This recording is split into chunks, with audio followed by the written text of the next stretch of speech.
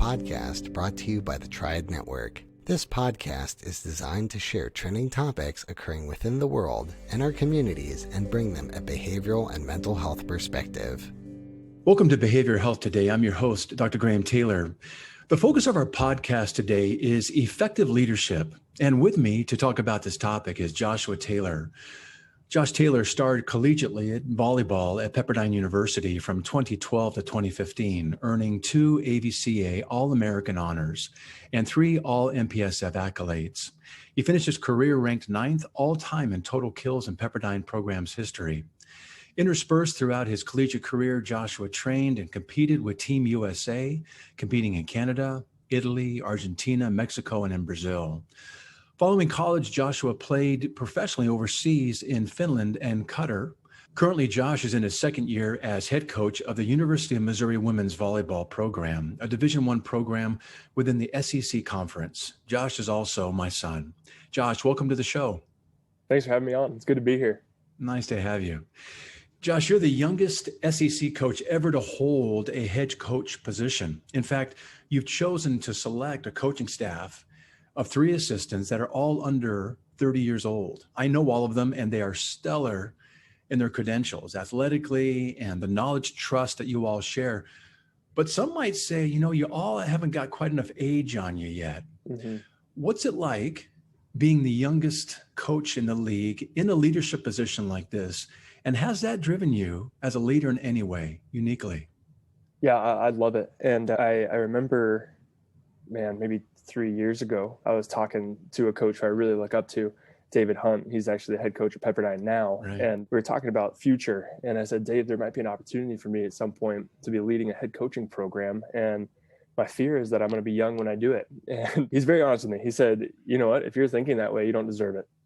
And so I said, man, you're right. And I think if you're looking at somebody's age, obviously one of the things you can be bringing up is their experience. And right. I love John Wooden. And he often talked about how if he had the choice between talent and experience, he's going to take talent every time. And something that is unique is that our whole staff is under 30, not just me as the head coach. My wife is my first assistant. She's 28. I'm 28. Russ, my second assistant, he's 26. And my final assistant, Alyssa, she is 23. So I love it. Yeah, it's fantastic. And I think the big thing that really kind of motivated me to hire the staff that I have right now is all 3 of them have the same vision that I do for the direction we want to be taking this program in, as well as the way they live their lives fits what we're doing here. And what I mean by that is they live a life of discipline, and at the same time, they are continually trying to get better. There's never a point where they sit back and say, man, we did it. We accomplished it all. Every single day they're trying to improve. So yeah. And they become great friends of mine. So I'm fortunate to have them on my staff. We're going to come back and talk about a couple of things you said there. Actually, several things you just talked about right there that sound intentional in the way that you put this group together. Discipline, getting better, the way they live their lives. It's an intentional way of being, isn't it? And absolutely. I think it sounds like you've been very intentional in bringing the 4 of you together in this way. What a cool synergy it sounds like you must have. Yeah, I'm very, very fortunate. Really good. Let me cornerstone our talk on leadership today by naming a term. It's Ubuntu. Ubuntu. It's a term out of Africa, and it's used to describe the kind of relationship an individual person is expected to have in their culture with respect to their family, their community, and their society. It kind of roughly translates to the concept, I am because we are. In other words, me is a result of we. It's a way of living that some might say is the essence of being human. A person becomes a person through other people. So with regard to effective leadership, I believe personally that our growth individually is really interwoven with the growth of those we are in relationship with. And we might extend it to say even, I can't be all I can be unless you are all you can be. So the better you are, the better I am.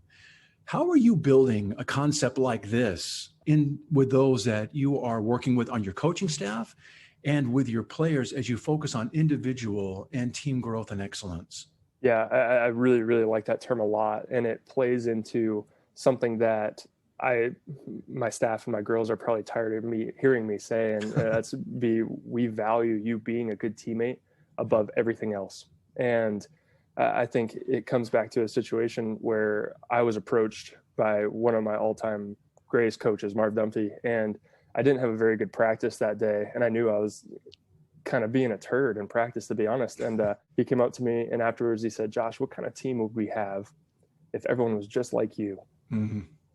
And I thought, and in that moment, I'm like, man, we would suck. We wouldn't be good teammates. We wouldn't work with one another. I wouldn't be making my teammates better, and I wouldn't be making individual improvements. So I think the big thing, and the way that we think about that specifically, is every single thing you do either helps or hurts the team. Right. It either helps or hurts the program. And I take that very, very seriously. And I think that's even increased my self-awareness, because I mean, what I did before the podcast, am I ready for it? Am I getting ready for Florida, who we play this weekend, in my free time? Am I making sure that my assistant coaches are doing their jobs? And am I making sure that I'm knowing what they're doing so that we can go off one another well? So yeah, I love that. I think if you're taking care of your responsibilities and being disciplined in the way you lead your life, you're going to be helping others around you improve. I really like as well. that. So there really is, we have a responsibility to those that we bring into our lives. And clearly you take that, position of leadership and with that level of responsibility really seriously.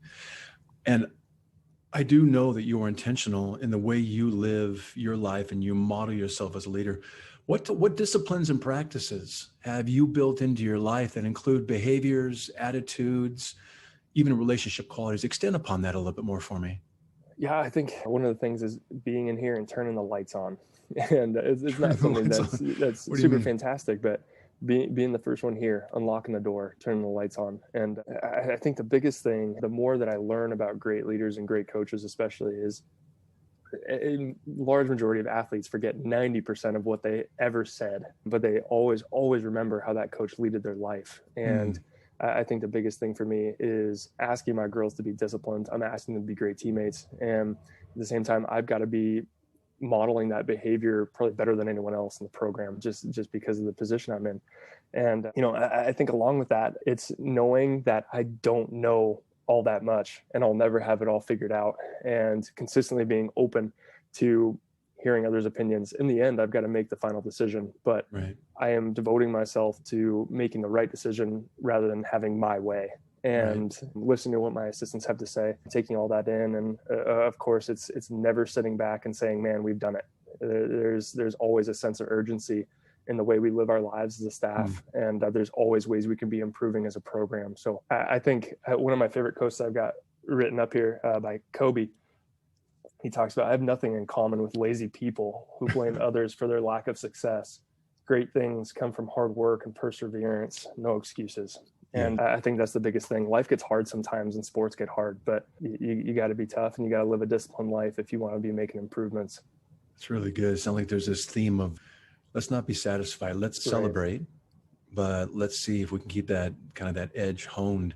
You've also talked with me a number of times, and I've listened to the things you said. You said it's also important to you in terms of just one of the attitudes and relational qualities you bring. You said you want to know each player really intimately, and you really want to know who they are, how they are, what makes them tick.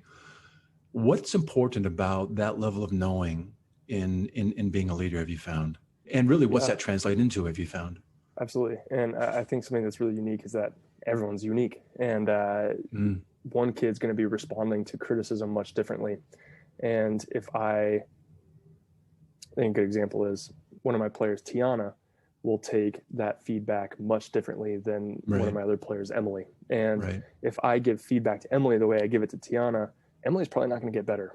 And that's really frustrating, because right then I'm not doing my job. I'm not knowing my kid, and I'm not taking care of her by communicating with her and paraphrasing with her in a way where she will fully understand it and apply it to her game or life. So really having that understanding not only increases trust in the relationship, whereas when I get onto that athlete, they know that I know their heart, and they know my heart as well. And they know I'm never going to come at them just to do it. That's my least favorite part of my job, is actually getting onto someone. But at times you got to do it to change behavior, and you got to do it because they're able to meet the standard that I'm setting. And if they're not doing it, then I got to let them know. And I say, hey, you're better than this. We've got to be meeting the standard, and let's make some changes here. So that like you mentioned, that relationship piece is huge, and it really allows for not beating around the bush, I guess, but really being able to be direct with communication to where we don't waste time. I really like that. So that level of knowing, that knownness, you have of each one leads to a trust that they really know that you know them, and that trust allows you to discipline them. It's not punish. Punish is you do something to somebody. Correct. Discipline is when you do something for them. It's only in their best interest. You wouldn't do anything to hurt them at all. So that discipline, doing it for them, is something they can take in, I would imagine, a lot easier when they know that you know them, and that only the feedback you're going to give them is only to help them kind of change some behavior that's taking them down the wrong road, or maybe even adding to make them better than they already are. Correct. Yep, yeah, absolutely. That's good. That's good. You know, those listening in comprise a wide range of professionals, and I want all of them to have some usable takeaways from our talk today together. So what I want to do is I want to present you, Josh, with some statements, and I'd like you just to share with me your thoughts and your experiences around them. And these are things that others, as they're listening, can consider as well. So let me kind of rattle these off to you. The first one is determine and do right things. Mm-hmm. Yeah, this is one thing that I said to Russ, my one of my assistants, when I was recruiting him. And I said, I'm kind of changing the culture. And he said, well, what is that?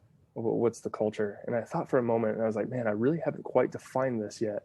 But what's something that directs most of the decisions that I make with the program? And I said, man, we do right things all the time.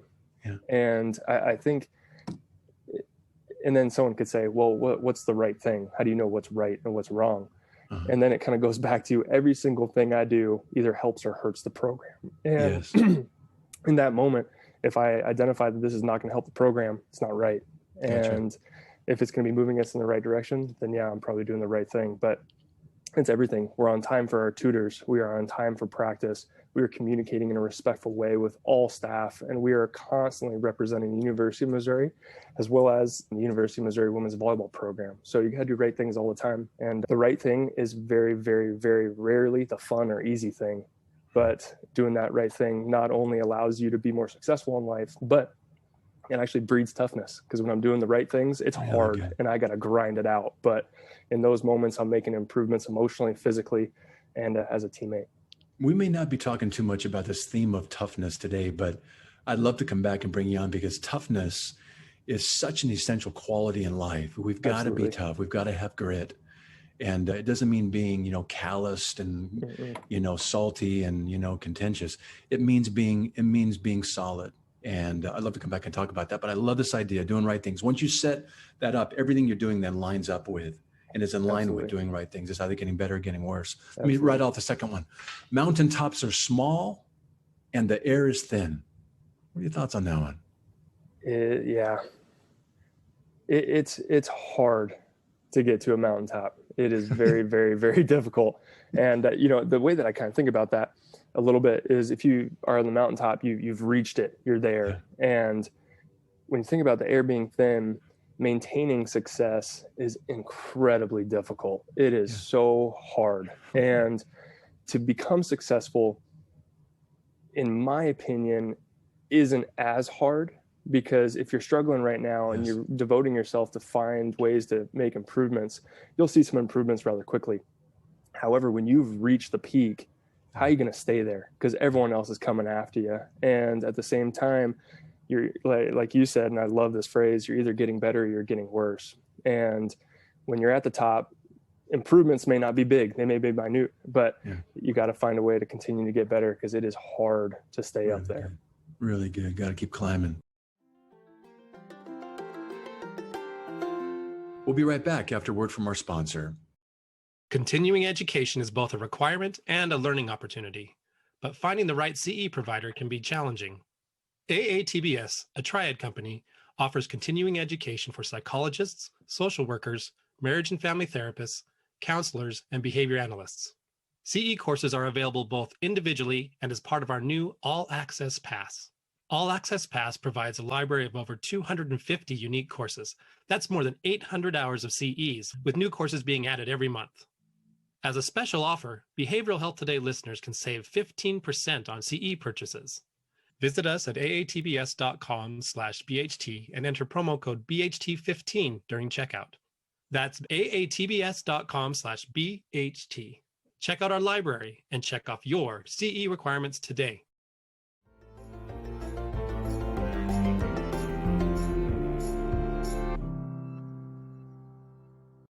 Here's another one. Share your successes, own your failures. Mm-hmm. Yeah, I think this is a big one for me as a head coach, and this actually just happened in our most recent match. We won. It was a grind. We won in 5. So there's a success, right? But the reason why we won that match, to be honest with you, is because my 3 assistant coaches.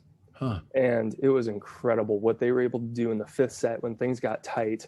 They were pouring into the girls. We talked about a game plan that ended up working really, really well because of the information and the preparation they had. And in the end, I made that final decision. But the information that I was given was just undeniably the correct route to go. So although you see head coaches, and the head coaches are the only ones that get those wins, which I think is ridiculous. I think it should be the whole staff. But all I do, and of course I've got input, but I have to make the final decision. But people got to keep in mind that there are so many people a part of this program that help me and the program be successful. So to take success as my job, it would be the wrong thing to do. I want to be passing that off to everyone who really grinded things out and devoted themselves to being good in specific situations. And when it comes to the failures, I want the failure to all be on me. I want all of that pressure, and I want all of the failure on me because I'm the one making that final decision. And it can be a lonely place, but that's where I am. And I don't ever want the failure to fall on others because I don't want them to be discouraged for giving their best, even though it doesn't result in a quote unquote success. Those are my kind of rough thoughts around so that. So you're willing to own the parts that don't go well, and it's actually kind of protective in a way. Yeah. And I think taking this role as a leader, you got to understand that your skin's got to be pretty thick, because in the end, even if one of my kids plays really, really poorly, the loss falls on the head coach. And I will always take that because there's probably an opportunity that I didn't take advantage of to help that kid in that moment. So there's always something that I could have done as a leader to make us just a little bit better. I like that piece. I'm going to kind of jump ahead here a little bit because what I want to kind of tag off what you're saying. Here's the next one. Pressure and expectation are a privilege. Oh yeah.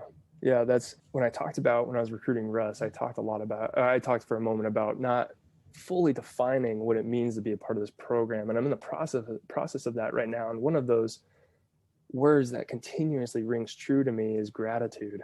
And this position, being a leader, can be a really lonely place at times. And, but at the same time, I love the pressure and I love it. I thrive in those moments and I want it to be all on me. And I think the expectations on top of that as well, that pressure and that expectation is a privilege. To be where I am right now is a privilege. I am so incredibly grateful to have the job that I have. It truly drives so much of my life. And it's another reason why I am continuously never satisfied with anything, because not many people get this opportunity that I get. So if I'm not working hard to improve each day, what am I doing? And being where I am is just, I'm incredibly proud to be where I am. And it took a lot of hard work, sure. But yeah, and it's kind of funny because sometimes things do suck and it's not fun. And, certain situations kind of blow, but the pressure and the expectations are absolutely a privilege. Not many people get the opportunity that I get. So as you welcome both of those and you don't shy away from them, there's also a part as a leader, you're saying it can be lonely at times. It's, mountaintops are things, but being at the top too is also sometimes as a head coach kind of a lonely place because you're left with yourself. So let me say this, and let me add this next one in that it can be a lonely self. Sometimes you're having to sit with yourself. What about this one? Be true to yourself. Don't compromise in any way your beliefs or your principles. Yeah, I think that even when you're tempted to sometimes. Absolutely. And there's always temptations around that. And I think something that really sits true with me is being authentic at all times. And I think that's one of the things that creates poise in tough situations, is continuously being my true self at all times.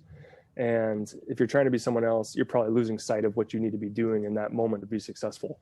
That's huge for me. People will find out if you are not being authentic. It's one of those things that you really, in my opinion, you can't really hide.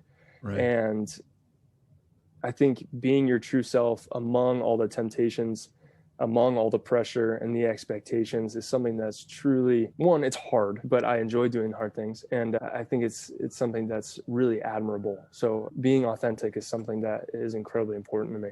Yeah, really good. Let me toss that another one. Something you kind of hinted towards earlier on kind of ties into this one here. Here it is. To be heard, you have to make a statement. The best statements, though, are not always what we say, but how someone feels from being in relationship with us. Yeah, I think kind of like what I talked about in the beginning, players forget 90% of what coaches say, but I promise you, they'll never forget how that coach made them feel in those moments. And I think the big thing is I want, when my girls go out there, to know that because of the relationship we developed, they know my heart, I know theirs, and I put them in tough situations and I've expected highly of them, that they can go out there. And when I say, hey, I believe in you, I want them to be like, I'm Superwoman. And exactly. Just I have a superpower because my coach says I do. I can fly. And that's the way I want it to be. You'll never forget someone and how they made you feel. You're really probably going to forget about what they say because things normally go in one ear and out the other. When it comes to developing that relationship, pushing them in hard situations and going through hard situations together, it's a way of being, right? And I'm talking about modeling that behavior of being disciplined and at the same time knowing my girl's heart. And I think that really allows for,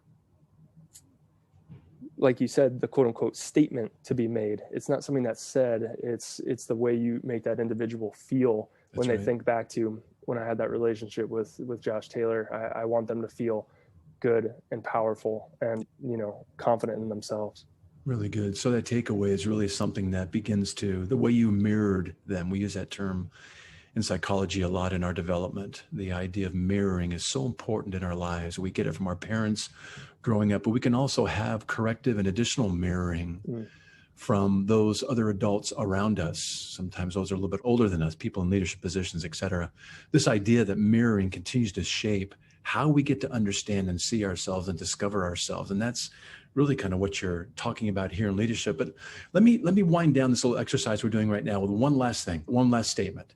You have to earn the right to lead. So in earning that right to lead, what are you willing to do, or what are you willing to control, or what extents are you willing to go to inspire those around you to follow you and give at the same level that you're working to give? Yeah, I agree with you. And something that I say to the girls a lot is you got to earn the right to be proud and confident. And I agree with you that you got to earn the right to lead. And I think one of my favorite diagrams is there's two different kinds of leaders. There's one that sits on the throne and has his followers or team members, whatever, pulling the throne. But there's another leader who's at the front of the rope, leading those that he's leading, pulling the throne along, and he's leading the way. And I think that's the way with a leader lives their life. And we talked about living disciplined and being here to turn the lights on, modeling the behavior that I want to be seeing. And also, I think the biggest thing, especially in sport and life, you're going to face a ton of really hard things, a ton of really tough moments. And when those moments hit, you better believe every single person in this program, first thing they do is look right at me. How is he handling it? Like, this situation really sucks. What is he going to do?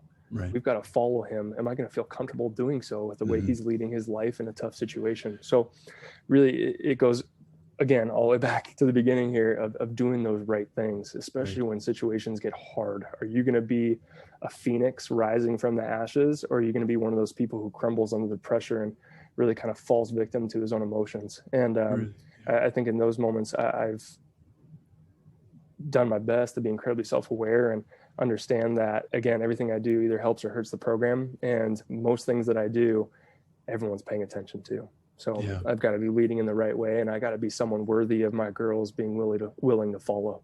You're identifying that piece where people are going to look to leaders. I mean, that's kind of that goes without saying, of course. But when things get really tough, they're going to be looking at the leaders to say what happens. It's very similar, like when a child falls down, they get a little busted up, and the first thing they do is they look at their parent. And if the parent's kind of going, holy cow, the child's going to go, oh, something here is not okay, and they start to cry.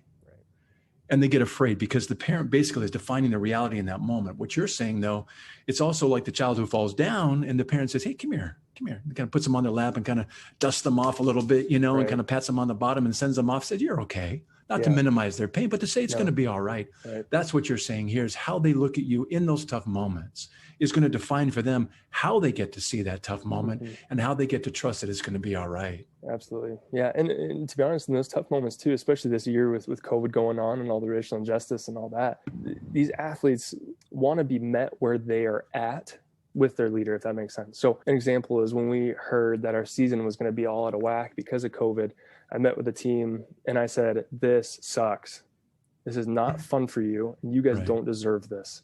And I'm incredibly frustrated that your experience is being tainted by this. And there are a lot of things that we cannot control in this situation. But I promise you, if we control those controllables, we can make the most of this, and we can find a way to put meaning and give meaning to this season, as well as, you know, the things that we're going to have to grind through. We can make some fantastic memories in tough situations if we're taking care of what we can take care of. But I think the biggest thing that I've noticed is you got to meet people where they're at. And they're not going to be where you are because they are experiencing the world in a much different way. But meeting them where they're at really allowed for that individual connection to be built, as well as my connection as a leader with the group. You're describing this idea of being able to be emotionally attuned to, empathically attuned to where folks are at, being able to maybe normalize what's going on for them, to validate what's going on for them. That also goes into that whole sense of knowing. And I think it's also a trust building piece, like, wow, you really get us, or you really get me. And we can't change some things here, but at least we're all in together. And maybe we can find our way through the things that we can control. And I love that idea. Find the things you can control and seize them with this kung fu grip that lets you get through them in a very successful way. You know, I want to remind our listeners that we're using a lot of sports analogies, but these analogies, these strategies, these ways of thinking, attitudes, behaviors, relational qualities, these are generalizable to all parts of our lives, aren't they? Every part of our life right now can include aspects of these qualities that we're talking about. So I'd love, if you're outside of sports, that's fine, but find ways that we can apply and think about these qualities that we're discussing today into the leadership positions that you have. Folks, pardon the interruption, but we'll conclude this discussion in our next episode. I want to thank my guest, Josh Taylor, and we want to thank you, our listeners, as always, for tuning in today. And we look forward to having you join us next time on Behavioral Health Today. We appreciate all the support from our community, and if you like our show, one of the best ways you can support it is by giving us a 5-star rating and leaving a review. Behavioral Health Today is a podcast part of the Tribe Network, all rights reserved.